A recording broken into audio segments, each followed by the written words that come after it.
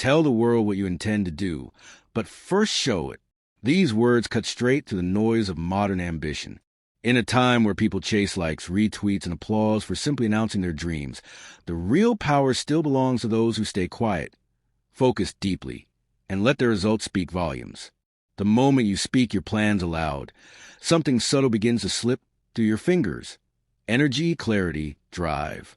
Not because the plan is flawed, but because speaking about it gives a false sense of accomplishment.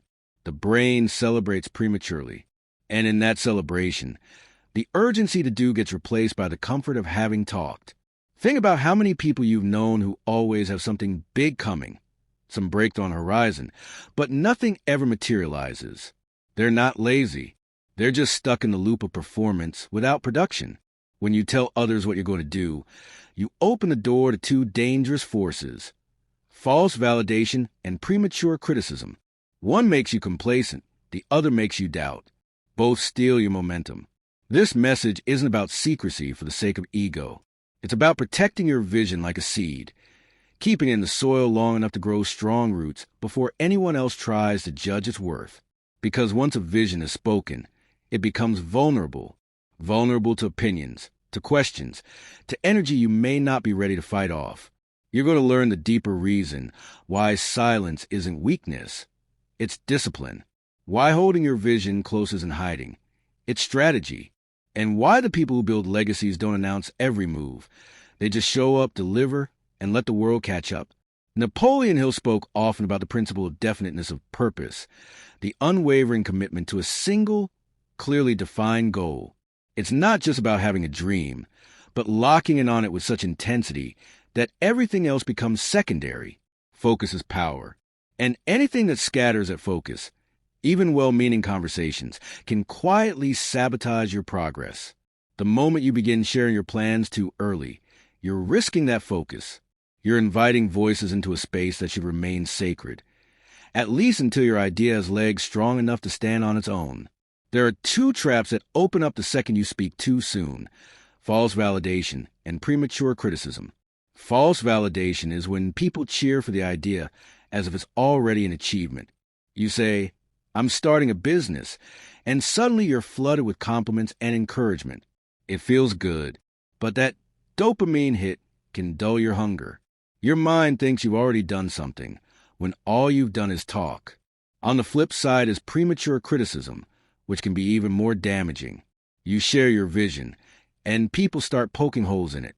Not because they're smarter, not because they built what you're trying to build, but because skepticism is easy. And when you're still in the early stages, those doubts can take root and grow faster than your belief. Consider the path of people like Thomas Edison or Henry Ford. These men weren't loud in the beginning. They didn't waste time explaining themselves to people who wouldn't understand. Edison didn't ask for permission to chase 1,000 failed experiments. He just did the work. For wasn't seeking applause while dreaming up the Model T. He was in the trenches, building, refining, obsessing. Silence gave them space. It gave them control over their own narrative, over their own energy. When you guard your goals, you protect your focus.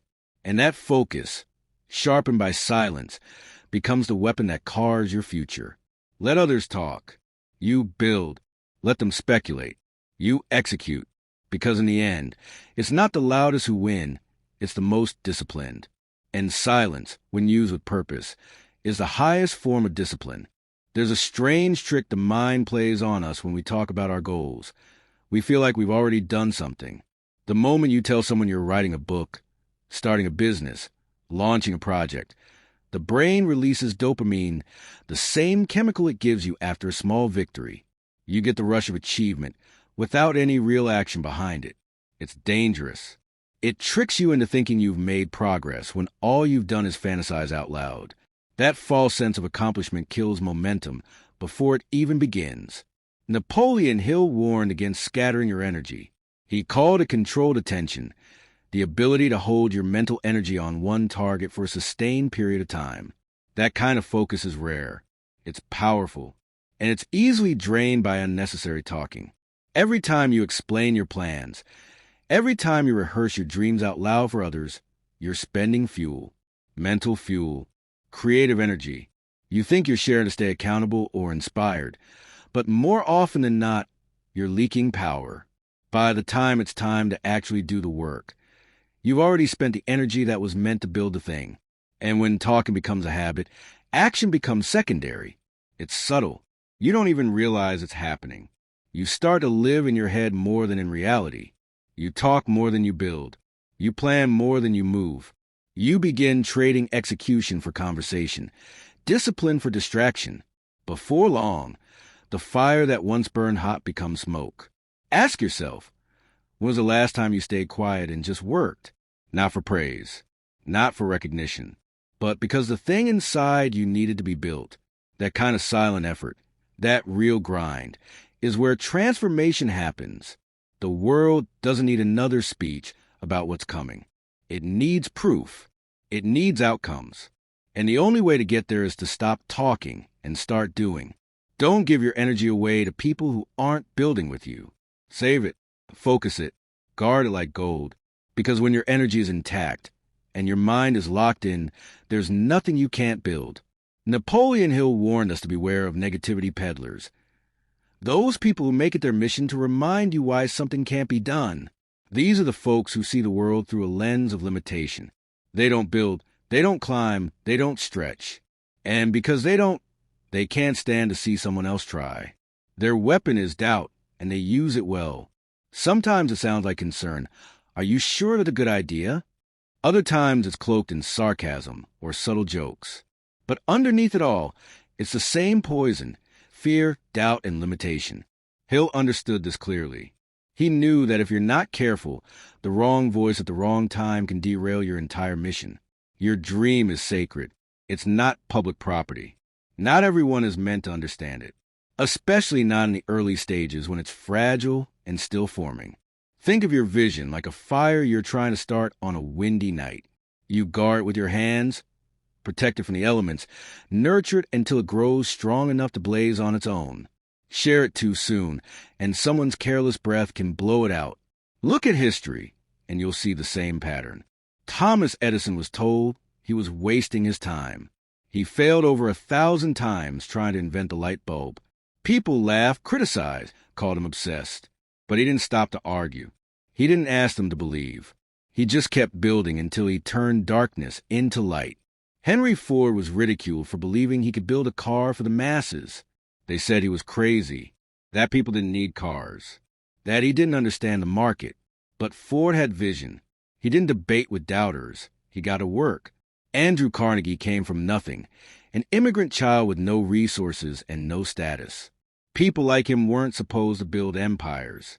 But he blocked out the noise, kept his head down, and carved his path through sheer belief and relentless action.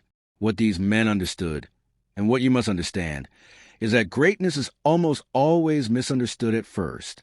The people around you aren't always trying to hurt you, but they're limited by their own fears, their own insecurities. If you listen too closely, their voices will become your own. Their doubts will become your internal monologue. So be careful. Be intentional. Choose silence over explanation. Let your results do the talking. Don't feed your dreams to those who can't stomach bold. Napoleon Hill taught the principle of applied faith, not just belief in theory, but belief backed by action. It's the mindset of moving forward without guarantees, trusting that what you're building will take shape even when nothing around you looks certain. That kind of faith doesn't come from noise. It doesn't come from convincing others. It comes from getting up every day and doing the work, whether anyone sees it or not. It's the quiet grind, the silent persistence, the unwavering commitment to keep building. Even when the world doubts you, forgets you, or ignores you completely. There's a reason Hill said, success requires no explanations. Failure permits no alibis. When you succeed, the work speaks for itself. You don't need to justify the late nights, the risk, the sacrifices. People only question the process when there are no results to show for it. But when the result is real, when the book is written, the business is thriving, the vision has come to life, no one asks how anymore. They just see that happen. That's why silence is powerful. That's why you don't need to announce your every step. Build it in the dark. Refine it without an audience. Let your success walk into the room, before your story does. Too many people waste their energy explaining their intentions, defending their vision, trying to justify the journey.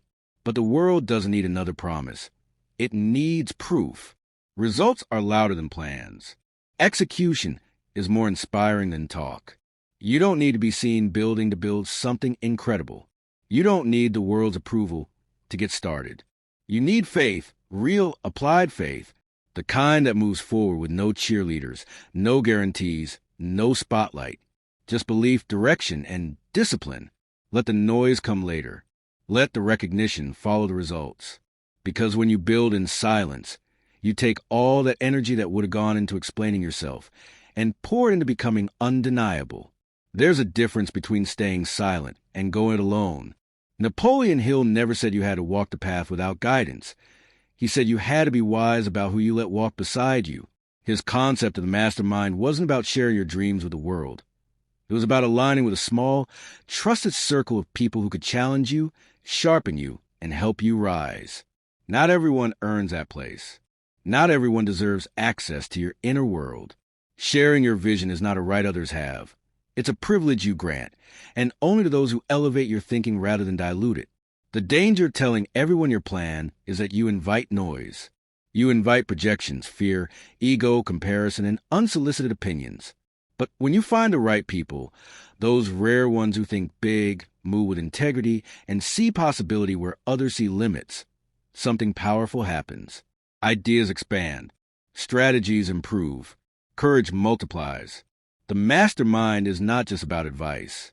It's about energy. It's about proximity to belief. That kind of alignment doesn't come from casual conversations. It comes from deep trust. So no, this isn't about isolation. This is about selective sharing. It's about knowing who's earned the right to hear your unfinished thoughts and still believe in your vision. You don't need a crowd. You need clarity.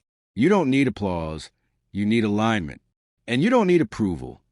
You need accountability from people who want to see you win, not just watch you move. Hill knew the mind was fertile ground, and what you plant there, ideas, beliefs, goals, can either flourish or rot depending on the voices around you. Protect your environment like your future depends on it, because it does. Your dream is still in formation. Share it only with those who help it grow. Speak it only in rooms where the air is rich with belief.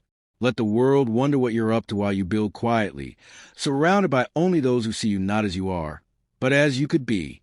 There's a rare kind of strength that comes from keeping your mouth shut and doing the work, not because you're hiding, but because you're building something real, and you know it doesn't need to be broadcast to be valuable. Silence teaches discipline. It forces you to rely on your own drive instead of applause. It develops self-trust, because when you're not performing for the world, the only voice that matters is the one inside you. That voice either pushes you forward or talks you out of everything. And the only way to strengthen it is to act, not talk, not plan, not seek validation. Act. Too many people wait for permission. They wait for someone to tell them their idea is good enough. Their timing is right. Their dream is possible. But greatness doesn't come from waiting. It comes from moving. You don't need a round of applause to get started. You don't need someone's approval to begin. You're not here to be understood at the beginning. You're here to become. Let them misunderstand you. Let them doubt you. Just don't let that noise get louder than your own commitment. Because real confidence doesn't come from convincing people you're going to do something.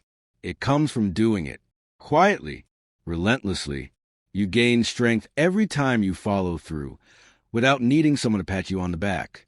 Every task finished, every goal hit, every obstacle moved through. Those are the bricks you use to build belief in yourself. And that kind of belief is unshakable because it's earned. It doesn't rely on mood or motivation or the opinions of others. It's grounded in results. This is what separates dreamers from builders. Dreamers talk. Builders move. Dreamers get high off the idea. Builders stay low and make it real. When you stop telling everyone what you're going to do and start showing yourself what you're capable of, everything changes. You don't need to be seen right now. You need to be consistent. Quiet days, heavy reps, no applause. Just you, the work, and the discipline to keep going. That's how confidence is built. Not from noise, but from execution. The truth is simple. The world doesn't need another speech about what you're going to do.